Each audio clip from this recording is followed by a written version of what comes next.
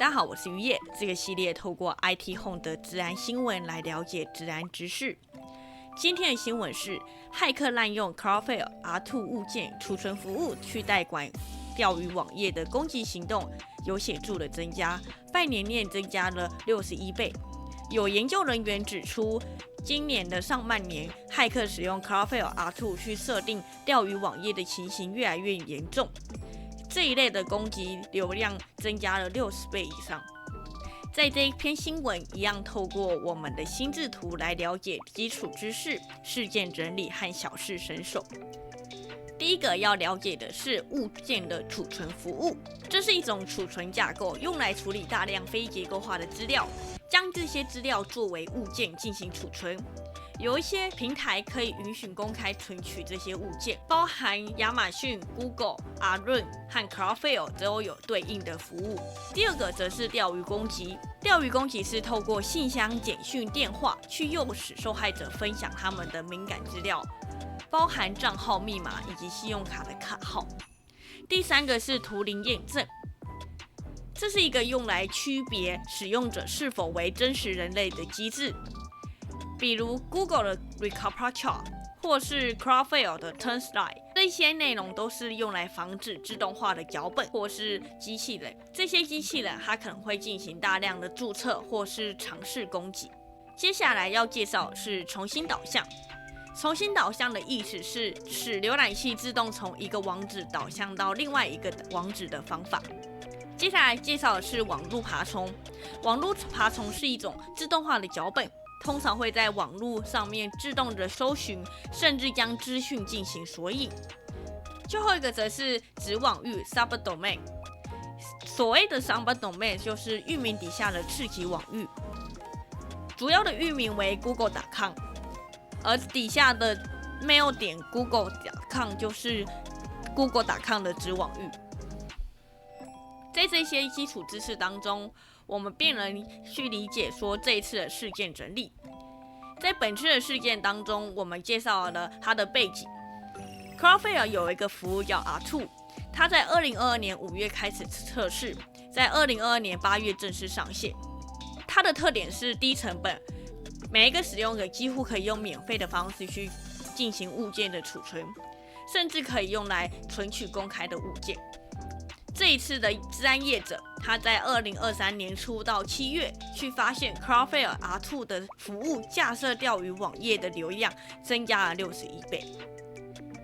导致的影响是，这些钓鱼网站通常去窃取账号资料，包含微软、Adobe 跟 Dropbox。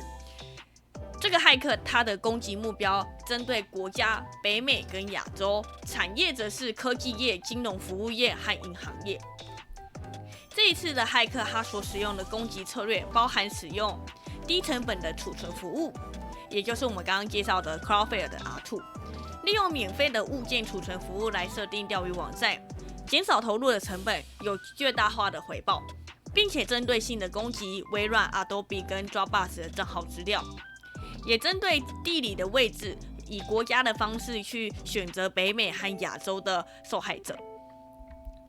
在本次的事件当中，骇客也使用了子网域进行伪装。子网域的服务以 Cloudflare 为例，它是免费提供的。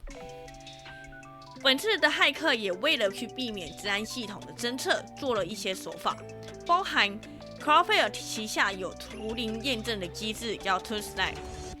以及他们在设定钓鱼网站的时候，只有特定参数的 URL 可以去存取钓鱼的参数，去确保只有攻击目标能看到钓鱼网站的真实内容，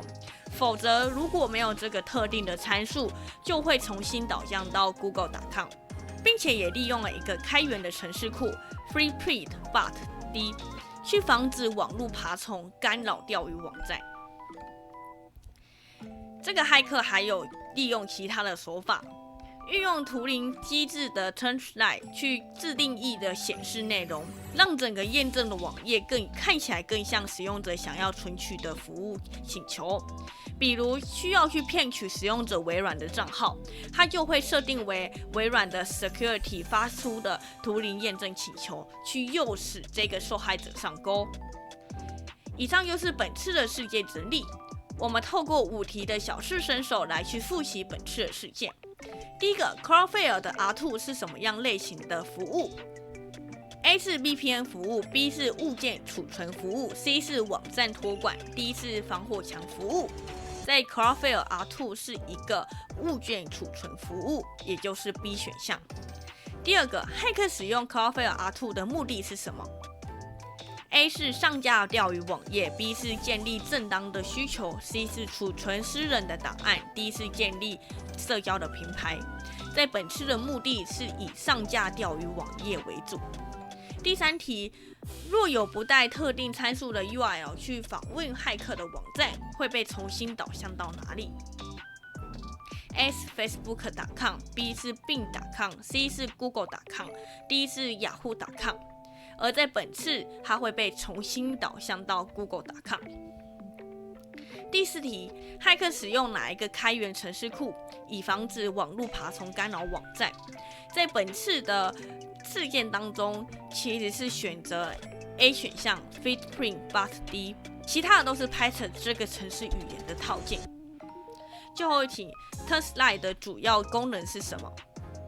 ？A 是加速网页的载入 ，B 是图灵验证的机制 ，C 是资料加密 ，D 是防火墙保护。而这次其实主要功能是进行图灵验证的机制，所以是 B 选项。